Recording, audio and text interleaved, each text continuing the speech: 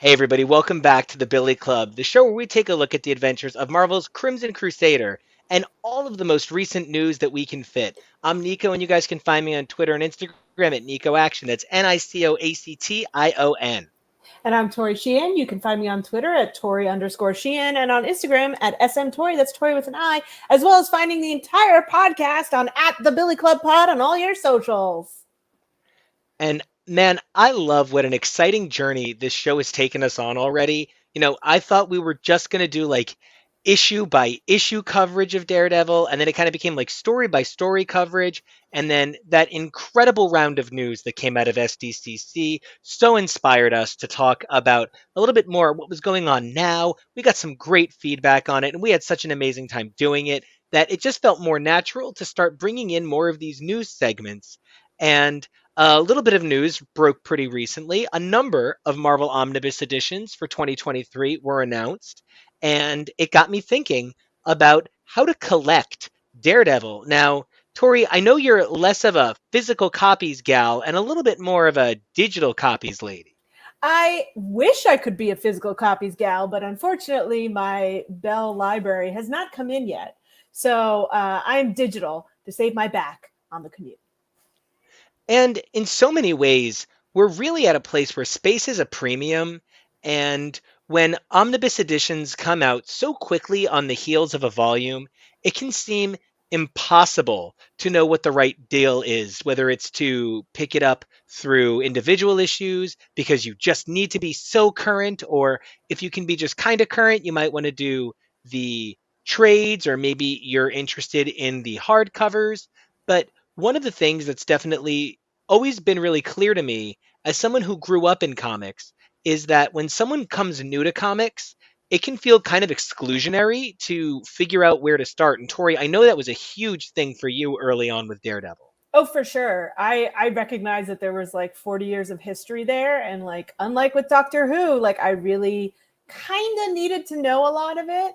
And so if I was going to go back to the 80s, I might as well start from the 60s. And so it was just very daunting to consider how many issues you have to read to feel like you know the characters, you know where they're coming from, you can catch all the Easter eggs, you understand the references, all of it. And it's because so much of it continues to come up and you kind of don't expect it to, but there are some really core tenets of the canon of these characters and the kind of legend of these characters that go into every new run. There are so few runs that I feel like are totally devoid of some classic element. And in just the first, 18 issues, 19 issues that we've covered, plus a few side stories like appearances in Fantastic Four and Amazing Spider Man, I feel like we've already seen, other than perhaps ninjas and some more notable crime folk, we've seen some people who do continue to show up to this day. Yeah, I really feel like you're missing out on the building blocks of who they become if you completely ignore everything before, like, I don't know, Frank Miller or something. Which, is such a mistake in so many ways. Please don't get me wrong. I know we have been very critical of a lot of the early material, but I don't know that I would say you can completely forsake it. I'm not here to say that you need to have read this many pages to be a fan or that many pages. Like, everybody that's been watching knows I'm a Yellow guy. I'm a big Daredevil Yellow guy, but at the same time, I'm also a new movie Daredevil kind of guy. And that's where it's at. You can like all of this stuff, and there's no amount of it you need to have read to be a real fan. There's no amount of it that makes you more of a fan. Oh, But for for many sure. people, yeah, for sure. But like, I know for you, Tori, someone who I know has read fewer issues by volume than I have, but is certainly not less of a fan. I know for you, there is a compelling desire to read more and more. Yes, for sure. I definitely it makes me feel like um that there are more ways to enter in as a fan. That you can Oh, that's start being great. like, Yeah. I love Black Widow. And so, oh my gosh, Black Widow spends what, 30 issues in San Francisco with Daredevil? Like, that could be a great starting on point for you. And you wouldn't even see it if you were just following what a lot of people call some of the greatest runs. because it's Man, probably not on that list. that's so fucking great because, one of the things that I realized when I saw that Daredevil Volume 2 was announced as an omnibus was I started to say, I'm so glad to hear that because I'm really glad to hear that they're doing them in order. I hated when Marvel was just doing like this run, that run, this run, that run. It meant that stuff got skipped.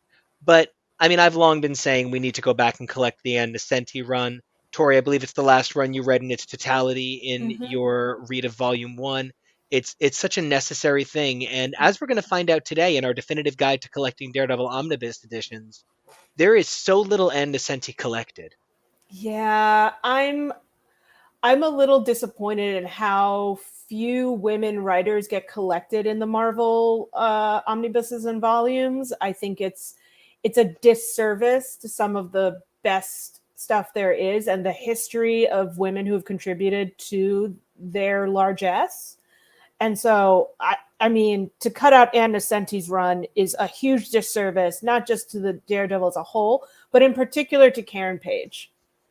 Truly, truly. And I mean, when you said Black Widow, that is one of the runs that also isn't collected. And when you say women as a whole at Marvel, I'm like, well, let me think on that for a minute. The run of Daredevil by a woman isn't collected.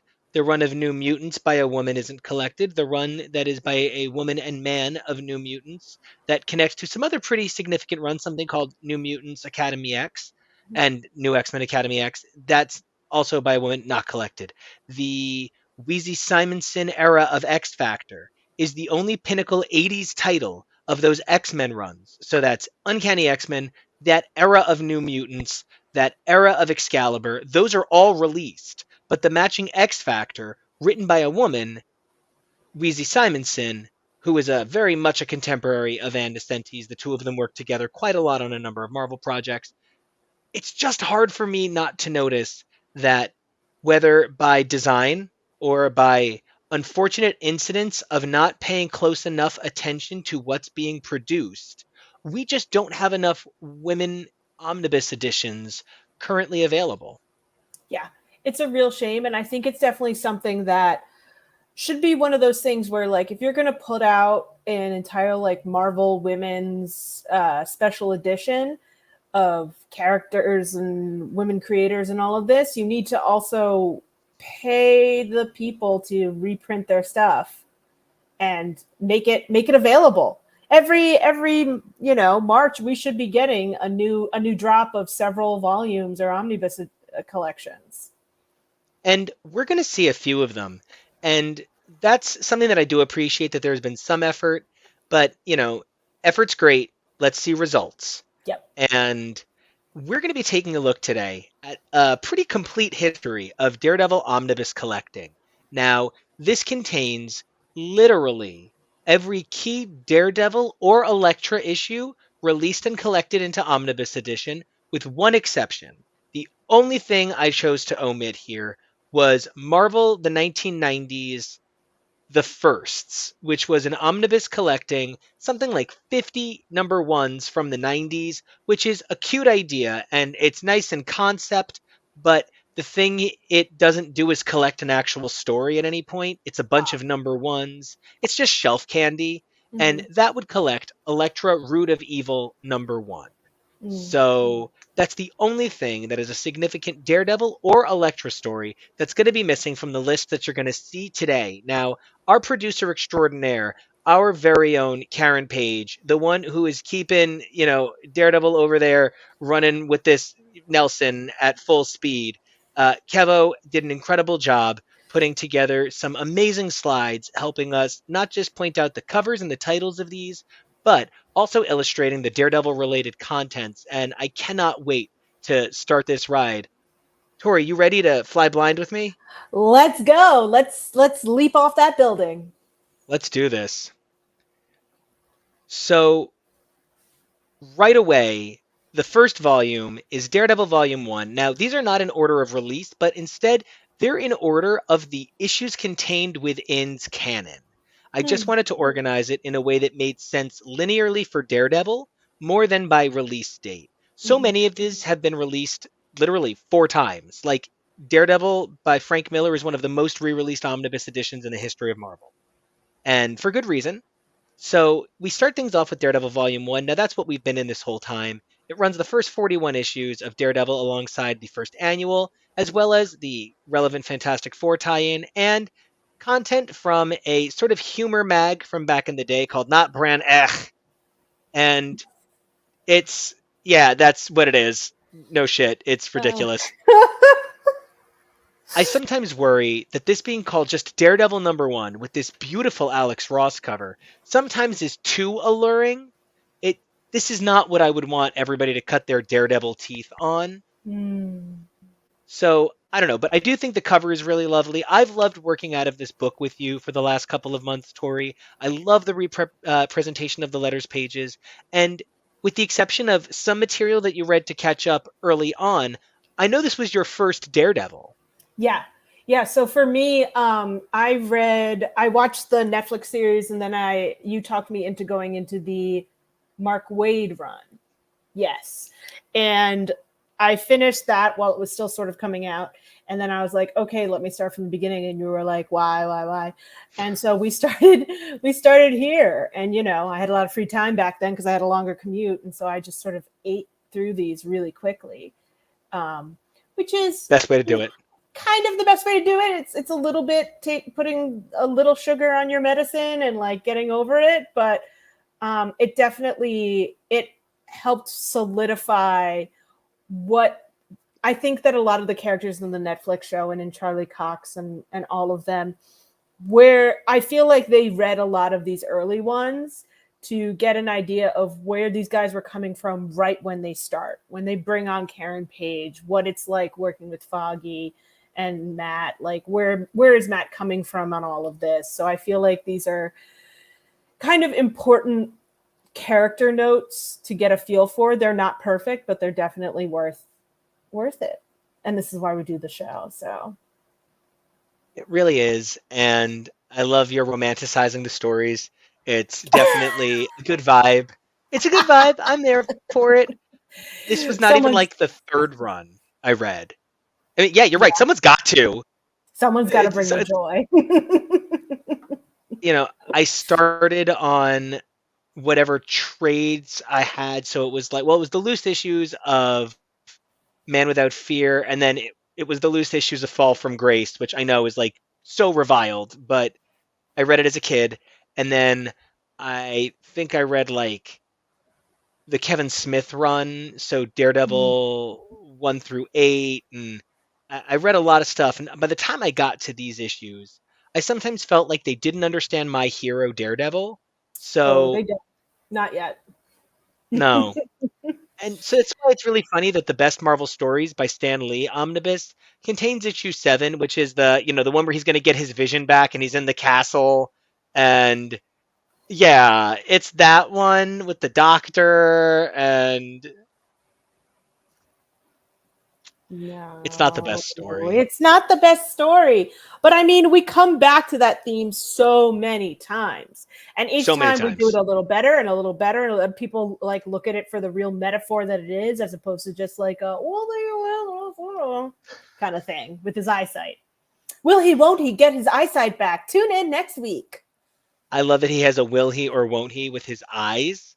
That's just one of those things that only an early comic book could give us.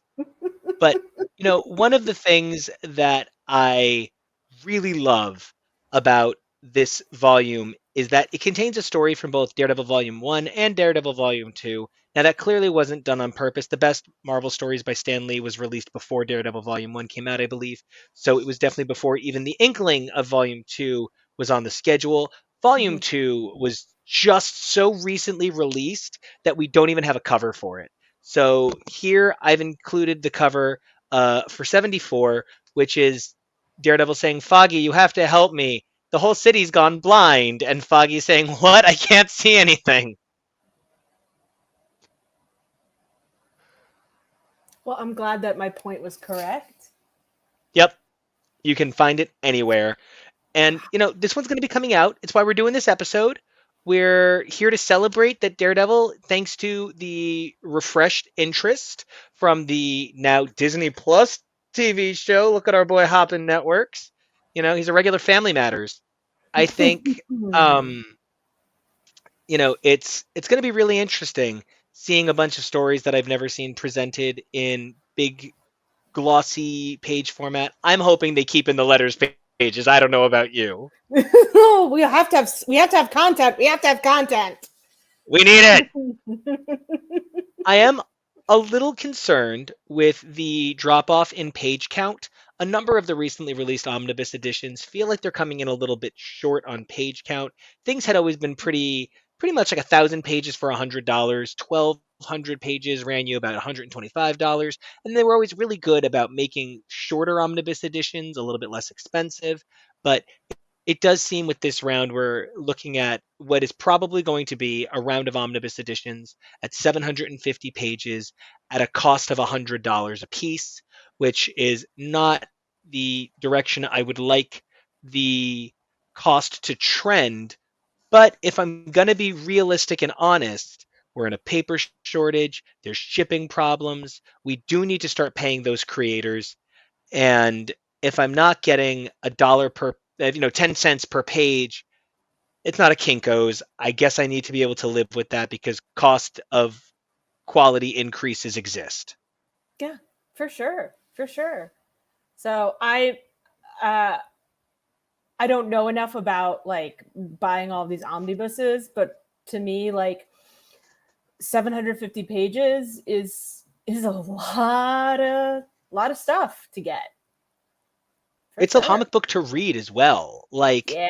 I know that we're saying plow through it in one or two sittings, but simultaneously, now It's I a know how lot of Daredevil words. feels. I'm trying to like sneak out of my jacket and like the cuff is just so tight. I'm like, no wonder he keeps suits all over New York City. Jeez, bro. Ugh. No, but like So it's true. Like you're getting, especially in these early ones, you are getting a novel in there. There are so many words. So many words. and then some, you know what I mean? Hmm. Black Panther the early years, I'm excited that it's there. I want there to be 10,000 Black Panther omnibus editions. It was so hard.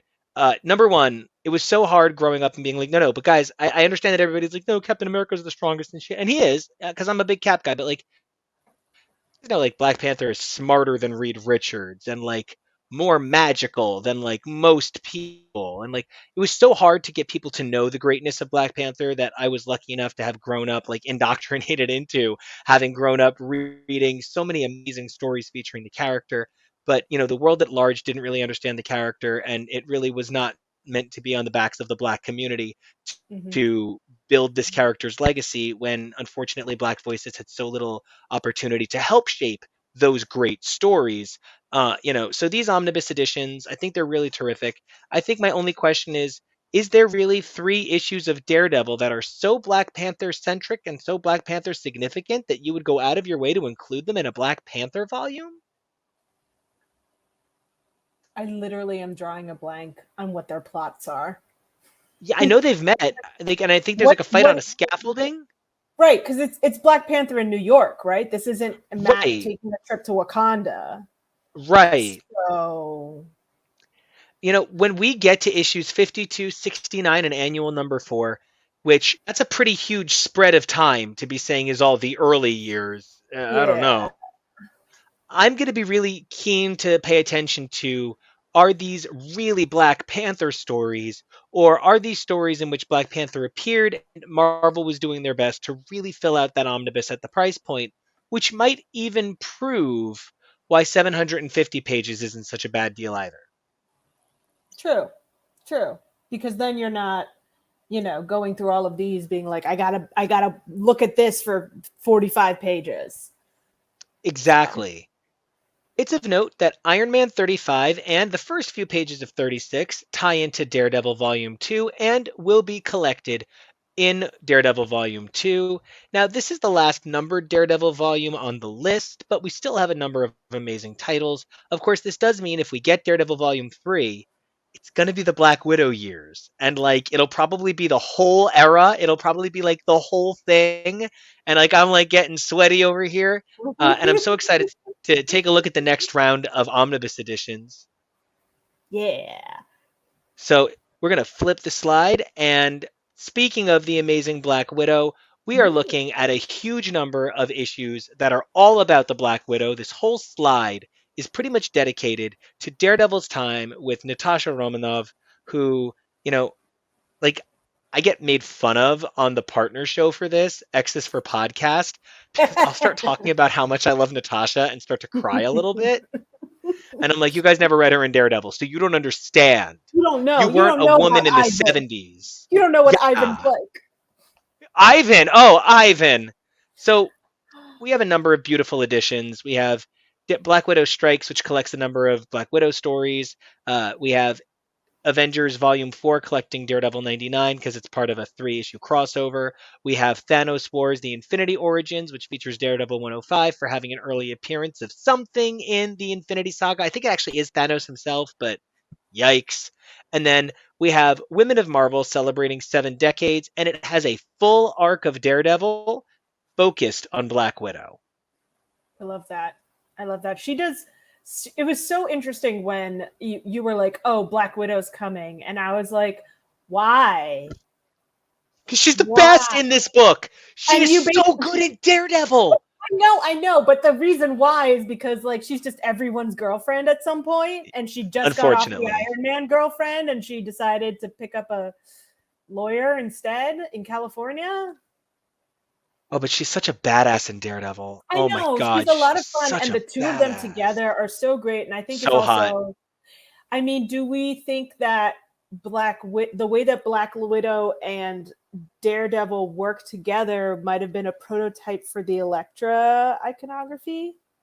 Oh, I would love to think that. And I think, Frank Miller probably, especially because he put it in that very crime world. It's like he took a lot of stuff from the San Francisco years and he took a lot of stuff from the Black Widow energy. And really, I think that's why you see Black Widow come back during the Miller years for a couple of issues there.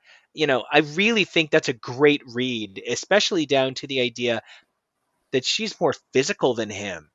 Oh yeah. And, Ivan and Stick playing complementary roles. I really, really get that. And then the parallels of the California Mr. Fear with Kingpin in terms of trying to rule an empire by force. Wow, great parallel. I can't wait to sink my teeth into that. Yeah, it's going You to be know, really fun. I just wish. And I'm also really interested to get into how oh, it was right there. Oh, like it's one of the first times that we see like Daredevil be like, "Oh, girl punch things. I'm gonna follow her around for a while." And really, like, in the best possible way, Strong Lady Simp Matt is like one of the best things about this book Mm-hmm. because it shows a sense of vulnerability that balances out the character's bravado because even when he's swashbuckling or in man Mm-hmm. pain, he always thinks he's the best in the world. It's true. And it is true. He is the best in the world. He is. Um Too bad he can't I see it. it's at least a good thing that he can't see how few issues of this. Thanks, Kevo. Um it's just, it's a good thing he can't see how few issues from this era are collected. We're sitting on like 7, 8 issues here. I do like that Daredevil Black Widow Abattoir is collected. That's a much later Marvel graphic novel, so it's really cool that it made an early appearance here. Mm-hmm. Overall, I'm happy that the Black Widow and Daredevil's love affair is forever memorialized in omnibus editions, but I really look forward to when it's volume 3 and we get the whole thing. Yes. Wiggle, wiggle, wiggle, wiggle, wiggle. Right? And Yeah. taking a look at our next handful of omnibus editions, we're still not quite at that collecting full volumes stage just Mm. yet. We're seeing it a little bit, but we're not quite there. We have Marvel Universe by John Byrne, which is a single story that John Byrne contributed to Daredevil. John Byrne's an industry legend. He kind of a recluse these days, kind of a little Mm. out there, but Marvel put this out before I think they realized that he was just so out there. We also see some key issues collected in Marvel's 75th anniversary and Punisher Back to War, those being Daredevil 181 and then 182 to 184. This is from the Frank Miller era, which is one of the most significant eras, which of course is presented in the Frank Miller and Klaus Janson. I think it is necessary to point out that I believe Klaus Janson has the most ever Daredevil credits of any creator. So I would love Klaus Janson to get his appropriate due. Where it contains issues 158 to 191, with the exception of 162, which was a drawer issue, and What If Volume 1, number 28. The first volume of What If was a little bit more, could you even imagine? Before the second volume was a little bit more, wouldn't it be funny? So this is a little bit more serious Daredevil What If fare. And, what happens in it? you know, I couldn't tell you off the top of my head which of the many Daredevil What If stories it is. This Is it could be Kenny one of. C? It might be one of the Ken He Sees, or it might be one that contains like Frank Miller material. So it's one that I think we'll have to add to our coverage when we get to that point. We'll just slot that right in, and we'll really extrapolate into that. Mm-hmm. And considering how much Daredevil and Punisher are always at odds, I love that Daredevil and Punisher share things in both a Daredevil Omnibus and a Punisher Omnibus. And I love that a significant Elektra era issue is contained in the Marvel 75th Anniversary Edition, especially now that Daredevil and Elektra both share the name. Spoilers. So, I mean, it's been everywhere. So, and we're going to kind of get to those issues by the end of this episode. So, spoilers now, because we're going to be talking about them in a minute. Oh, gosh. So, Daredevil by Frank Miller and Klaus Janson is like the definitive Daredevil Omnibus for so many people. It's been reprinted 1,000,000 times. The digital edition is like $20. They used to have trades with various versions of the same cover. It's such a seminal run for so many people, even non-Daredevil fans, even people that hate Frank Miller, which there's many reasons to. It's such a classic, important piece of canon, and it shaped so many of our fandoms. And Tori, just getting to share it with you has been something that's really awesome. It's definitely when you feel Daredevil join the idea of modern comics. It was when I really noticed that all of a sudden I was like, okay, there are fewer words on the page. We're playing with placement of panels. Like, this was really like when it kind of evolved into something that could be bigger and more and wilder and mysterious and exciting. So, well, and the entirety of the Marvel offices agreed with you, and no one wanted to follow up Frank Miller. No one. Which is why I think the material between Frank Miller's two eras is so sort of vaguely collected. As we continue to look on at the omnibus editions and we move on to our next slide, we're going to see that the sort of era jumps pretty far with nothing collected between when Frank Miller departed in 191 and when he returns with 219.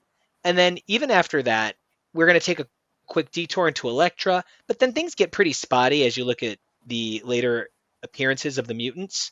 But, first thing I just want to note is the Frank Miller Daredevil Companion contains Peter Parker, the Spectacular Spider-Man 27 and 28, which is actually Frank Miller's earliest work involving Daredevil at Marvel.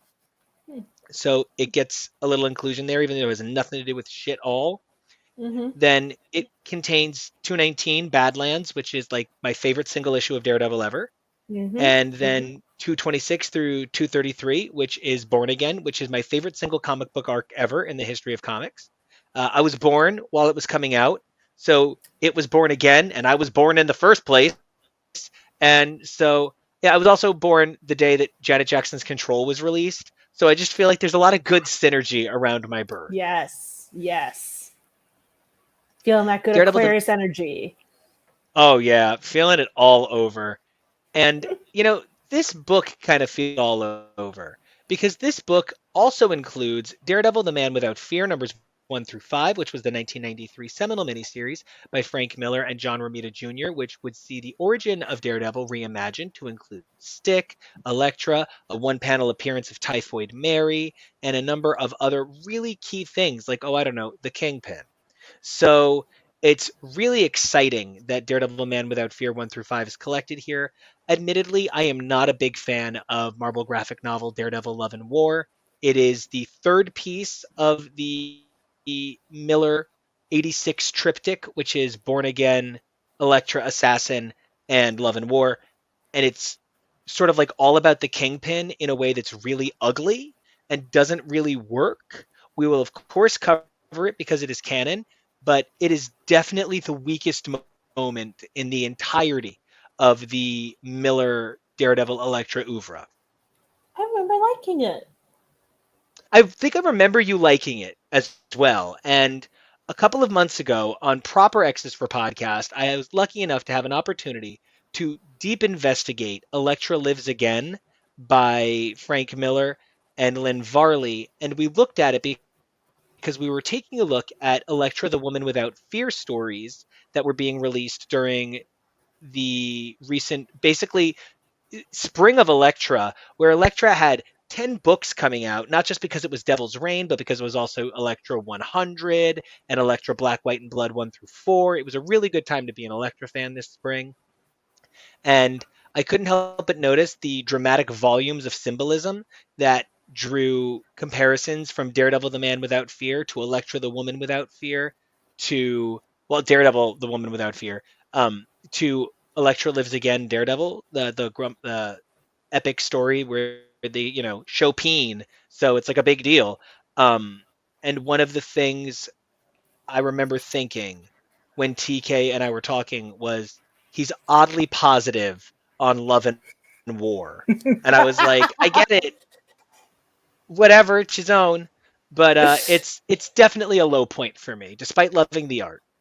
Hmm. Hmm. However, high point of all high points. There isn't a bad page of Elektra by Frank Miller and Bill Sienkiewicz. Elektra Assassin 1 through 8 is 8 issues of perfect. Elektra Lives Again is literally perfect.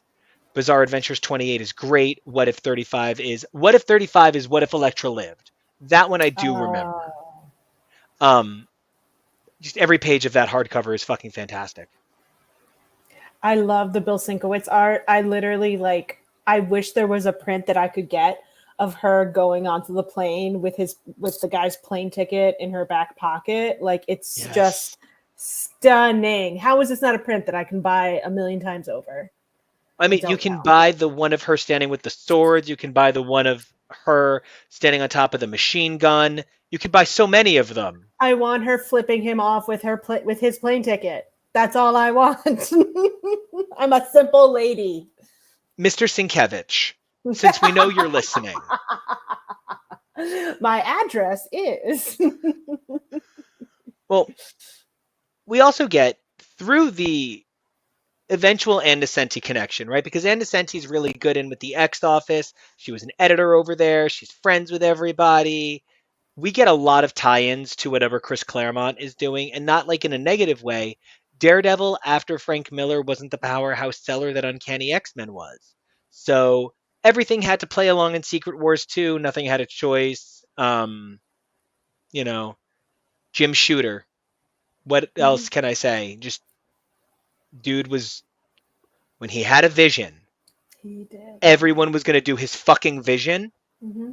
And that was it. He's editor-in-chief. Now do the fucking thing. And there's a lot of opinions on him.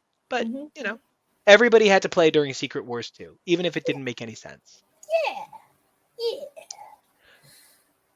From there, we get an appearance in the X-Men Mutant Massacre. This is a pretty memorable one for a lot of fans, as it involves Sabretooth versus the incredible and somehow, I don't know. I don't think that Daredevil is outmatched with Sabretooth, but I don't know that Daredevil at that point in his career is quite the savage monster Sabretooth is. And if it weren't for the fact that Sabretooth is clearly off his game, being a little bit dog-like the whole issue after the events of the Mutant Massacre, I do not know that I would believe that Daredevil would have gotten out as unpermanently scarred as he did. Yeah, yeah. If I had money on that fight, I'd be like, I think it's going to Sabretooth, bro. You might get to walk away, but it's going to be with a limp. And that's the thing. That's just what Chip Zdarsky said when the guy who's currently writing Batman and Daredevil was asked who would win. He said, "Well, of course Batman would win. That's the thing. Batman always wins. Daredevil always loses." Mm-hmm. The thing is, Batman always wins, but sometimes he dies. Daredevil always loses, but he lives to fight another day, and Yep. that's the difference. Mm-hmm. As we move on to our next slide, we stay very thoroughly entrenched in the X-Men for a little bit because, Whoa. again, there was that natural connection. So you saw the appearances in things like Fall of the Mutants, issue 252, and Oh, Inferno. Inferno. Yup, 262, 263, and 265. I believe 264 had to be a drawer issue. Um, it was like Daredevil's missing. Here comes Human Torch. And it was a really interesting time. Now, I purposefully included the variant cover of the Omnibus edition of Inferno because while the regular edition cover is just fine, this variant cover is just a lovely bit of Marvel history. Marvel used to do these really beautiful in-house ads to promote their books, and Marvel used to, like a lot of companies, not necessarily sell a whole page ad. They would sell a half page ad, which you just don't see anymore. It's full page or get the fuck out. Mm. But this is based on 3 house ads promoting Inferno that I always really, really remembered fondly. And seeing them represented as the variant cover of the Omnibus, if I had realized that was going to be the variant, I would have been sure to purchase it in advance. But it's just a really lovely piece of collector lasagna that I believe really, it's good collector lasagna. Yeah. We see Atlantis Attacks, which contains Daredevil Annual 5, and Acts of Vengeance crossover, which is 275 and 276. Tori, I know you've read all of this, but I feel very much like the Ann Nocenti run, as perfect as it is, Mm. I don't know that I would say that stuff lifts out of it. It really doesn't. It is definitely a rolling boulder that just keeps Yeah. going and going and going, and then the devil's involved. So, Oh, it man. it's hard to just be like, oh, let me cherry pick this thing where these couple people show up. Right. Yeah, that's how I feel about this. You can kind of piece together like 15 issues of the Ann Nocenti run across like 6, 7 omnibus editions, but it maybe just doesn't feel worth it because she should be collected the way everyone else has been collected in those lovely volumes that present everything in order in a way that Mm-hmm. reflects the intent of the author. And that's what I would like to see here. A little bit more design intent and a little bit less, well, you can piece it together. No, no. I want all my pieces in one book, please. Yeah, or 2 because it's a long enough run. I'd be fine with sinking my money in for 2. Mm-hmm. Mm-hmm. Give her Now, a due. as give her due. Yeah. Now that's why she just actually did a story in the Daredevil #2 this month. This just month released Daredevil #2, but it like renumbers 700 or something. So it's extra long. And the backup story is by Ann Nocenti, who's had an incredible run returning to the Daredevil offices. So hopefully that puts a fire under the special collections department to get that out there. But Fingers unfortunately, crossed. after Ann Nocenti left, the book was a little bit lost for a little bit. And on the next slide, we're going to see that there's some pretty sparse collecting, unfortunately. Daredevil 310, 323, 354, and Daredevil Deadpool Annual #7. This actually reflects like 6 years of publishing. Yeah. Yeah, and I kind of don't blame them, but It's certainly not anything against any of the creators at this time, but something that we need to think about is the modality of writing was evolving in comics in the 90s as indie publishers were taking hold, and there has long been a propensity at the big 2 publishers to keep doing things the same way and to mm-hmm, try change in controlled modified forms. mm-hmm. So it's like they just couldn't figure out how to get cool. Yeah. And reading old uncool is especially cringe. Yes. Um, but Tori, that Deadpool appearance, that's where all the Typhoid Mary stuff comes from. Oh wow. Sign me The up. dead the Deadpool Daredevil Typhoid Mary thing that we talked about when we covered Typhoid Fever on X's for Podcast with the amazing author of the 3-part miniseries from 2019, Clay McLeod Chapman. Phenomenal conversation, great writer, really clever guy, did some really great story work, and um, did a really beautiful love song to Typhoid Mary, which was only matched by the incredible work by Ann Nocenti in back-to-back stories just a few months later in a combination Elektra Black, White, and Blood and Elektra 100. But this is kind of the point at which Daredevil, Deadpool, Typhoid Mary, it all becomes kind of like one big story. And even though it's a single appearance, it's a pretty significant, well-remembered issue, and it's nice that it's in that omnibus. Yeah. I still don't know how Typhoid Mary isn't a bigger villain. I I don't. don't. I She should be like the one. They're like, oh yes, Kingpin. Oh yes, Bullseye, and then bring in Typhoid Mary because honestly, she's bonkers and worth getting sinking your teeth into in a film industry. Yes, and not that I necessarily felt betrayed by the Netflix version of Typhoid Mary, but that was not the pinnacle of which the character can reach. So I'm looking forward to seeing them try again. Yay! And on to our next slide, we're getting really into the eras that are collected in their totality. This Hmm. is the era where not a fucking page is missing and perhaps gets a little bit more rote and a little bit more basic. Marvel Knights by Joe Quesada sees nearly every page of Daredevil featuring Joe Quesada artwork up to then collected, which is the relaunched book 1 through 15. That's also known as the era by Kevin Smith. It's also known as the era by David Mack, which introduces Echo, right? So this is the omnibus that introduces Echo, who is oftentimes best remembered for being the basis for Elektra in the Daredevil movie. If you're reading the Marvel Universe right now, she's the fucking Phoenix. So, um, it's Good for awesome. They her. said, Good for her. yeah, they said maybe the Firebird should belong to a native woman. Maybe. Maybe. There's also Now, a few additional. is that Daredevil Father? Is that a Batlin Jack story? Am I remembering that correctly, or am I thinking incorrectly?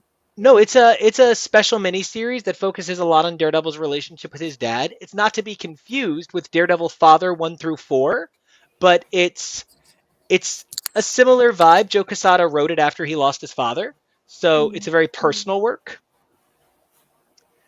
The inclusion of one half authentic Daredevil #1, and I believe there is an unlisted. Oh no, I think Authentics is Daredevil technically webcomic 0. It's weird. It doesn't really look great. They weren't really at that kind of production yet. It's not particularly well remembered, but Mm-hmm. this Marvel Knights omnibus, it's a nice edition, and it's of note that I feel like a lot of creators don't get their due on the cover because it's Joe Quesada, Kevin Smith, David Mack. It just kind of underplays some significant voices. Yeah. Yeah. Mm. The Brian Michael Bendis years are only missing 2 arcs, and they are Play to the Camera, which is an arc focusing on the Jester, written by Back to the Future writer Bob Gale, who would go on to work in the Spidey Brain Trust as part of the Brand New Day relaunch, following the One More Day debacle. And those both are collected in a Marvel Knights Black Label Daredevil special hard soft cover trade called Daredevil The Unusual Suspects, which is a trade that features a bunch of rare Daredevil stories.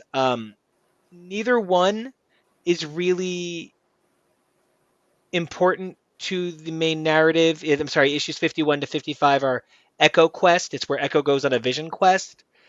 that story isn't really necessary to Daredevil, so I get leaving it out of this hardcover. It is of note that you can find it, though, in a Daredevil trade. Okay. Brian Michael Bendis' run is finished out in his second volume, and as we often see when they over front load the first volume, the second volume needed some padding, so we get a what if story and what if Karen Page had lived, and we get Ultimate Marvel Team Up 6 through 8, which automatically is Ultimate Marvel. So it's not a Daredevil story, but it's Bendis writing Ultimate Daredevil, so it got included. What's an Ultimate Daredevil? Ultimate is that other line of comics that retold the Marvel Universe in a more modern, jaunty way, starting in 2000 or so. It has Ultimate Spider-Man, Ultimate X-Men. It's where Miles Morales comes from. Oh, okay. And there was an Ultimate Daredevil and Ultimate Elektra, and they are not by any means bad, but they're definitely not in line enough with Daredevil and Elektra, nor different enough from Daredevil or Elektra to really be worth the read. Interesting. From there, Ed Brubaker's run is collected in its first volume on this slide, Volume 1, from 82 to 105, picking up directly on the heels of Bendis' volume. And then on the next slide, we see that Volume 2 spans from 106 to 120, which 120 gets renumbered 500, right? Oh, It this is also 500. contains an annual, and then Daredevil Blood of the Tarantula. I'm a big Tarantula fan. You should check out my MC2 coverage. Black Tarantula is the best. And so I like this one shot. Nice. And then we're at Daredevil by Mark Waid. I was about to say, we're so close to what you know. I'm so excited, but we got to make one stop real quick first. This one. Daredevil Shadowland. Yeah, this thing's a bruiser. Look, there is plenty of reason to like The Losers by Andy Diggle. Uh-huh. It's a good show, right? It's a really fun movie. Yeah. Mm-hmm. And Chris Evans is hot in it. Right? Yeah. But the other work that Andy Diggle does at Marvel, whether it's his Daredevil or it's his... Oh, I'm sorry. The other one is his Hellblazer over at DC, is a little bit more your mileage may vary. And Shadowland was just how dark can we make Daredevil before it's maybe too far? And as a result of Dark Reign, not Devil's Reign, this is a different crossover that came years earlier. Dark Reign had a sub event called The List, and a bunch of people were on The List, and Daredevil was on The List. So Dark Reign, The List, Daredevil led into Shadowland, which had a crazy number of miniseries. It ran through Daredevil Volume 2, 501 to 512. But then there was also Shadowland 1 through 5. There were one-shots for Elektra, Bullseye, Ghost Rider, Spider-Man, and an epilogue one-shot called After the Fall, on top of miniseries for Moon Knight, Blood on the Streets, which was kind of like a What's Going On in Hell's Kitchen kind of title, Daughters of the Shadow, which was essentially a Heroes for Hire title, but it focused mostly on Misty Knight and Colleen Wing, as most things should. We also saw Shadowland Power Man 1 through 4, which was an introduction of a new super cool Afro-Latino Power Man who is going to be in the new Thunderbolts book, which I am so excited because Tori is going to be joining us over on X's for Podcast and covering, and I think he's a great character. We recently covered him in an MC2 episode of X's for Podcast over in the Pages of Fear itself, the Homefront 5 through 7, in order to cover everything Thunderstrike. So that was a lot of fun. There were also 2 appearances in the Thunderbolts, 148 and 149, as well as the post-epilogue miniseries, Daredevil Reborn, not to be confused with Daredevil Born Again. I'm surprised we haven't gotten Daredevil Risen yet. Just like really give us all the Catholics. I'm going to write that one now. Thank you. I require 10%. Well, I mean, you're in. We're in. uh, so it was explained to me recently that the reason why the Daredevil Mark Waid series looks like that is because it's a commentary on how awful things got before his psychotic break. And like I this is him mean, like putting his pieces back together in a manic episode of everything. And yeah. that makes me intrigued and a little sad because I just thought it was really fun. I like fun, Matt. I love Fun Matt, and that's I think the thing I love the most about the Waid run. You can see that the numbering gets kind of janky. It's technically volume 3 of Daredevil. It runs 27 issues in this volume, plus a point 0.1 issue, 10.1. These point 0.1s were jumping on points that were meant to be like, read this point 0.1 and you should be good to read the next arc. It never really worked, but you got some really cool bonus issues out of it. Mm-hmm. Um, there was also an appearance in Amazing Spider-Man for that incredible Black Cat two-parter. So good. There's the appearance in Avenging Spider-Man and an appearance in The Punisher, which are Mm-hmm. part of the Omega Effect crossover, which is also so good. Man, Daredevil by Mark Waid. I don't. I'm not. I feel bad because I kind of feel like I'm like turning my back on the Miller, but like I think Waid is my favorite. It's also got like my favorite modern villain in Akari. I Mm-hmm. just think everything about the Waid run is the best run. Nice. Nice. And of note, Mike Allred is one of my all-time favorite artists. He did X-Force Ecstatics, which I talk about endlessly. My little precious dupe, who is like one of my all-time favorite fictional characters, is from Ecstatics and was created by Mike Allred alongside Pete Milligan, who wrote some of my favorite stories of all time. I just said Andy Diggle had a particularly rough Hellblazer. The guy who followed up his run was none other than Pete Milligan and did what is considered to be the second best run on the character ever. So, um, the guy who drew this cover for Daredevil by Mark Waid Volume One, Mike Allred, such a famous writer and artist unto himself, created the character of Madman, very popular, and he wrote in a letter to Daredevil #1 to be like, "Hey, I love what you guys are doing. If you guys ever need me to do a fill-in, just let me know." So like somehow one of my all-time favorite artists filled in on my favorite book, and that's the cover they chose for, the cover. You know, just the little things.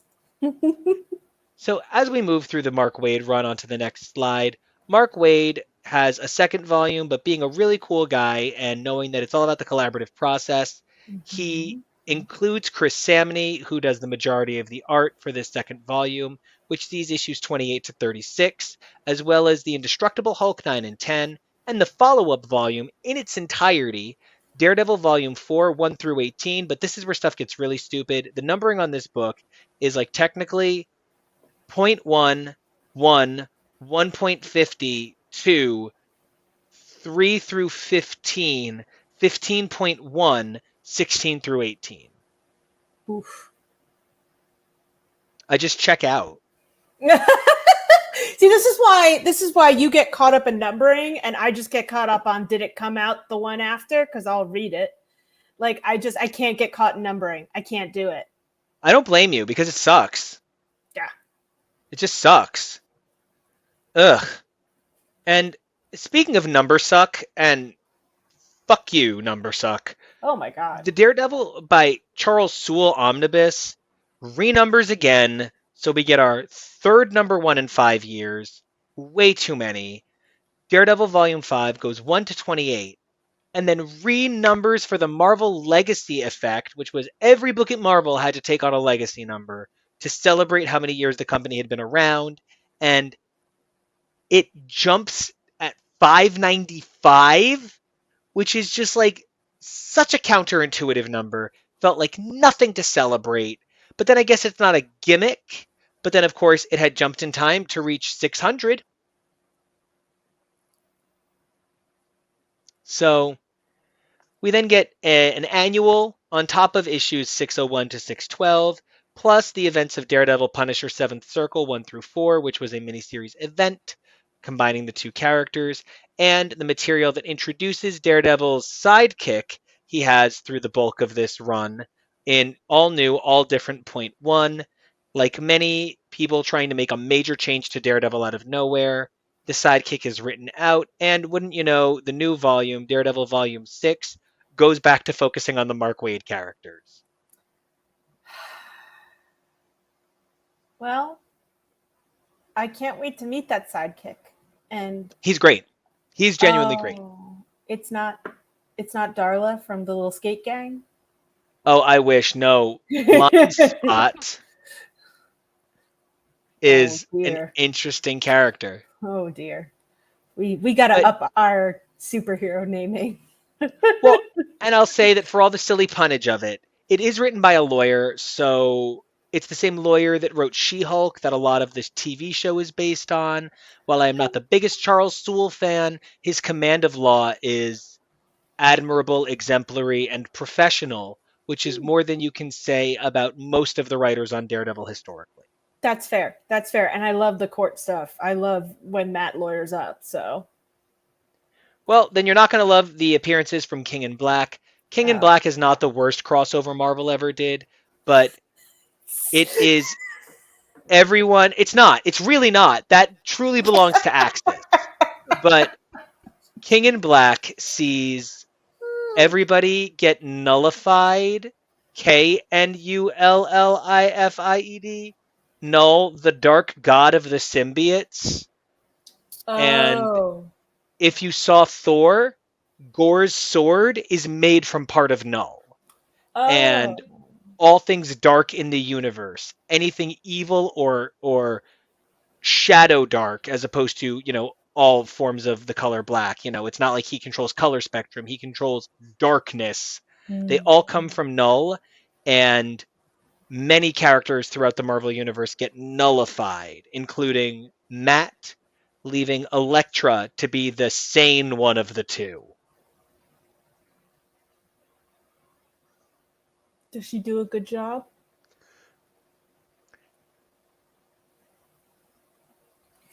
So well, when we read Hell's Kitchen Daredevil for a reason. Yeah, when we read Volume 6, numbers 26 and 27, you'll see Mama's having a hard day. Oh. Well. Not going good for our girl. I mean, you know, we'll be like 45 by then, so we too will be having a rough day of it. We'll be cyborgs. Lastly, I just want to point out that the guy that brought Daredevil to TV, Jeff Loeb, there's a lot of things that certainly can be said as criticisms of some of the things he has said in the last few years, and I am not here to avoid them.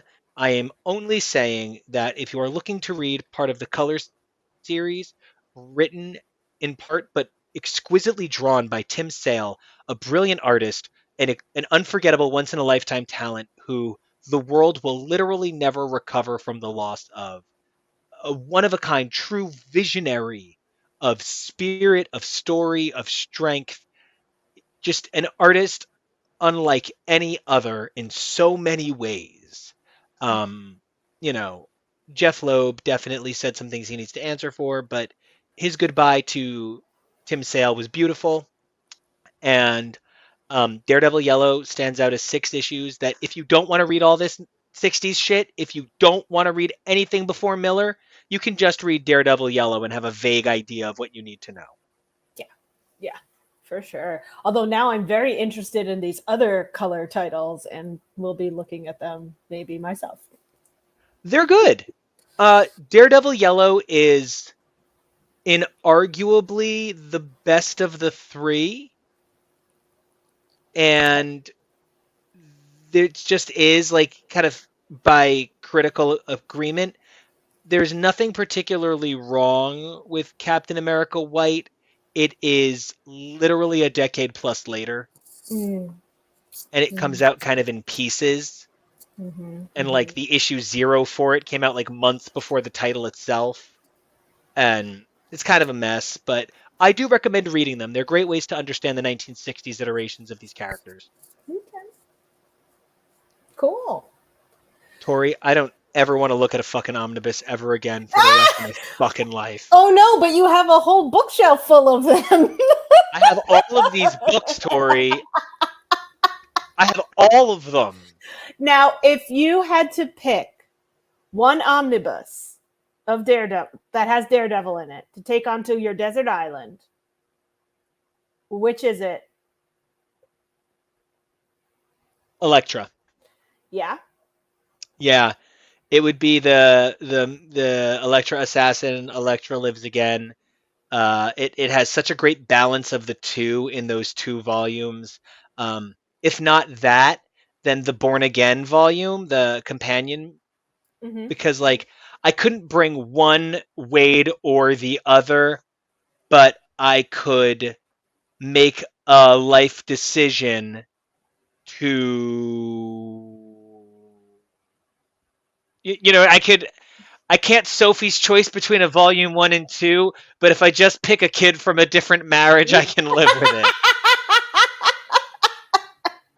That's fair. That's fair. Now, I know you Now, don't have quite as much red, but what would you pick? I think I would pick I think I'd have to pick Waid. Nocenti. I think I would, yeah, the missing Ann Nocenti run is really the one I would choose. But of the ones that currently exist, I think I would actually choose Waid Volume One because it's the one like I'm emotionally attached to. And it's got all of that beautiful stuff with coming to terms with his dad and like Yeah, yeah, all the stuff that we keep being like, oh right, that doesn't exist yet. Like all of the stuff doesn't exist yet for us. right. Now, which is the one? Which is the omnibus that you would wish on your worst enemy? Shadowland. Ooh, really? Not even a hard one. Um, Sewell might be my least favorite long run, but Mm. that's only because Shadowland is only 12 issues of Daredevil. Mm-hmm. He comes on with a special, he leaves with a special and a mini series, and it's really only 500 through 512 or Mm-hmm. 501 through 512. Um, and I hate evil Daredevil in the black suit, like killing people, keeping people in cages in the sewer, and like kicking the cage. Like it's That's not my terrible. Matt. That's not my Matt. He has so much to It's confess. You will not be disappointed by the resolution, with that being your reaction, but reading it is really painful. And yeah, the resolution isn't the problem. The journey of Shadowland is painful. Hmm. Hmm.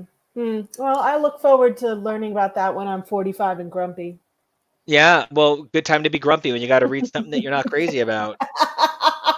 Although, who knows? The way Marvel loves to cycle back to these events, maybe by then we'll have read Shadowland 2, and it will have been a great story that makes us look back on Shadowland and say, you know what? Now I see what he was trying to do. It's still flawed, but there's more merit. Is there a conversation to have the Devil's Reign omnibus come out? I Do don't we think? believe I've seen any dates on it yet, but when that thing comes out, I'm going to eat it up. Devil's Reign was probably the best ever Daredevil based event at Marvel. Um, Mm. every page of it was great. And what made it so good is, even though it's called Devil's Reign, that's not the devil that's reigning. Spoilers. So it So is it is disturbing in all the best ways. It uses more Waid stuff, and it is the finest moment of Typhoid Mary's career. ah, I love her. I can't wait till she's like Harley Quinn, Oh just my fucking god! everywhere. Then you want Devil's Reign, my friend, because she is she is the goddamn Harley Quinn to Redacted's Joker, Oh, and oh my god, it is so good. And I just Devil's Reign is just like the finest. I never understood.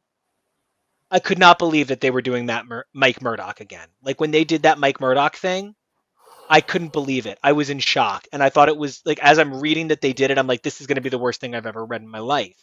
And then the reveal that Mike Murdock is now this thing that Mike Murdock is as a result of machinations of the Marvel Universe. And now Elektra is calling herself Daredevil, and Daredevil's crisis of faith has put him in a unique physical position. And I just couldn't have imagined that somebody would pull all those things together in a way where every week I gave Devil's Reign an A. I gave A Woman Without Fear an A. I gave the Daredevil tie-in issues an A. It was an exciting time to be a fan, and that omnibus is going to fucking tear the house down. That thing is going to be great. Some of the tie-ins were a little sloppier than others. The X-Men tie-in was fantastic. Seeing that Emma Frost and Elektra secretly both worked for Wilson Fisk in the 70s was fucking... It was so obvious. I want to be a fly on that shared hotel room. Well, you get to be in this miniseries. So I can't wait to get into that. But what I want to do right now is I want to get into my red suit, and I want to start keeping the streets safe. So, Tori, I got to ask, where can everybody find you online? You can find me on Twitter at Tori_Sheehan and on Instagram at SMTori, that's Tori with an I. Nico, where can we find you? Well, you can find me thwacking my billy club through the... Hold on, can I make it look like I'm holding the billy club? See, it's like we have one hand. The hand? The hand, right? It also looks like he's trying to take my hat. Yeah. You can find me on Twitter and Instagram at Nico Action. That's NICOACTION. You can also find the partner show to this series at xisforpodcast.com or xisforpodcast on Twitter. If you guys like what you hear, you might even like our original work. So don't forget to check us out over at kidriotcomics.com, where the three of us, myself, Tori, and our amazing producer, Kevo, also create an incredible comic book called Kid Riot. You can check that out at kidriotcomics.com. Or you can find my creative work in the recently released Young Men in Love anthology released by a Wave Blue World. Super incredible. So proud to be part of this book. It really is an incredible thing to get to share a love of telling queer romance with a bunch of queers. I was so proud and can't wait to keep promoting the shit out of this book. But hang on. If you want to hear what Kevo is really like, you should check out the rest of the Hubs Plus network. Oh, hot dip, damn. Good for you, Tori. Man, this is why we pay you all the big bucks. You can, of course, check out Husbands Talking More or Less, our amazing programming featuring myself and Kevo, where we talk all sorts of things all around the nerdery of the Marvel Universe, the Star Wars universe, the Alien universe. We just love our nerd and geek content, and we make sure to cover both. So please do check out the other content here on Hubs Plus, featuring Hubs Talking More or Less. Yay! All right. And I think now that we've plugged everything, yeah, there's only one thing left to do. 10 in.